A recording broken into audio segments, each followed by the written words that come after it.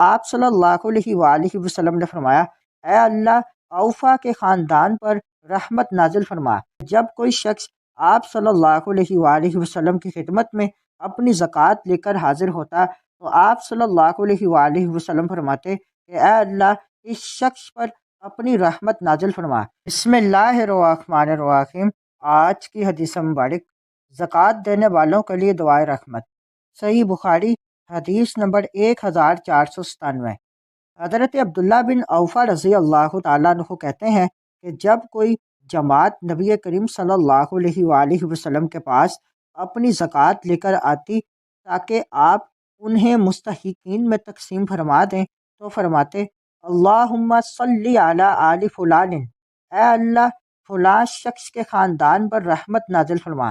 چنانچہ جب میرے والد مکرم آپ صلی اللہ علیہ وآلہ وسلم کے پاس اپنی زکوٰۃ لے کر حاضر ہوئے تو آپ صلی اللہ علیہ وآلہ وسلم نے فرمایا، اللہم صلی علی آل ابی اوفا، اے اللہ اوفا کے خاندان پر رحمت نازل فرما۔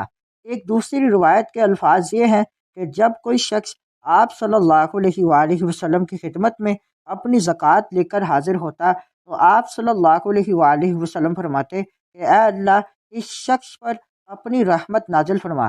اس حدیث مبارک سے ایک اہم بات معلوم ہوتی ہے کہ کسی شخص کے بارے میں تنہا اس کے لیے لفظ صلوات کے ساتھ دعا کرنا، یعنی اس طرح کہنا کہ اللہم صلی علی آل فلان، درست نہیں ہے۔ لفظ صلوات کے ساتھ دعا کرنا صرف انبیاء کرام کے لیے مخصوص ہے۔ ہاں اگر کسی شخص کو انبیاء کے ساتھ متعلق کر کے لفظ صلوات کے ساتھ دعا کی جائے تو درست ہے۔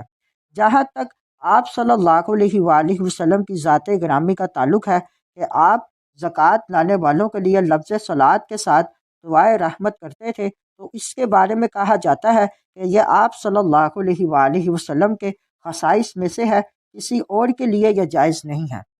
اس حدیث مبارک کو مزید آگے دوستوں تک پہنچائیں۔ مزید معلومات کے لیے ہمارے چینل کو لائک اینڈ سبسکرائب کریں۔